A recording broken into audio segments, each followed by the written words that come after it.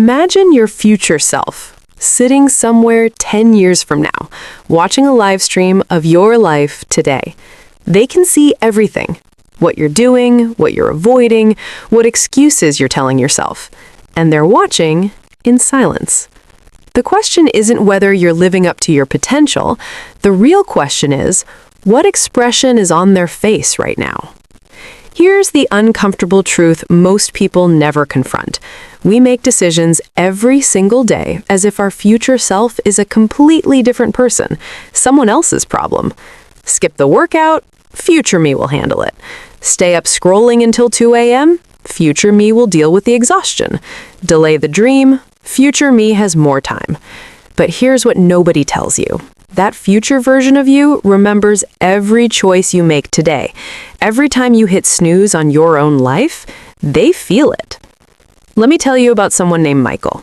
Michael was 28 years old, talented, smart, but he was stuck in a job he hated because he kept telling himself he'd figure it out later. He had a book he wanted to write, a business idea he sketched on napkins, and a conversation with his father he kept postponing because there would always be tomorrow. But there wasn't. His father passed away before that conversation ever happened.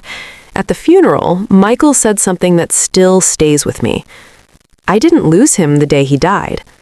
I lost him slowly, one skipped phone call at a time. Michael's future self watched those choices happen again and again and wished he could go back. I'm not telling you this to make you sad. I'm telling you this because that story doesn't have to be yours. Neuroscience actually explains why we do this. Researchers discovered something fascinating. When most people think about their future self, their brain reacts the same way it reacts when thinking about a stranger. Not you, a stranger.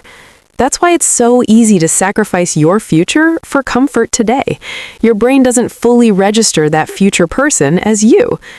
But the interesting part is what happens when that future self suddenly feels real. In experiments where people were shown aged images of themselves, what they might look like years from now, their behavior changed. They saved more money.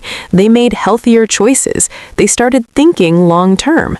Because suddenly, the future wasn't abstract anymore. It had a face. Your face. So the gap between who you are today and who you want to become isn't just about discipline. It's about connection.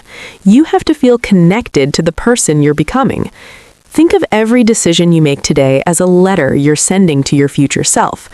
When you exercise, you're writing a letter that says, I believed you were worth investing in.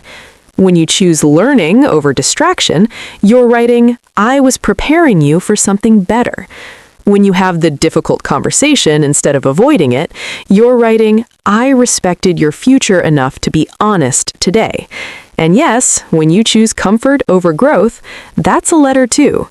Your future self will eventually read every one of them. They're building their life on the choices you're making right now. The question is, what kind of letters are you sending? If you want to start closing the gap between you and your future self, here are 3 simple practices. First, use the 10-10-10 rule. Before making a decision, ask yourself, how will I feel about this in 10 minutes, 10 months, 10 years? Many decisions look very different when you stretch the timeline.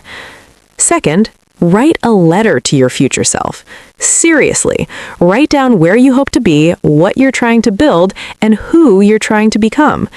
When you write that letter, the future version of you stops being a stranger. They become someone real, someone you care about. Third, do one hard thing before noon. Every morning, identify the single action your future self would thank you for the most. Then do it first, before distractions, before comfort. One small decision every day can quietly change the entire direction of your life. Your future self isn't asking for perfection. They're asking for consistency.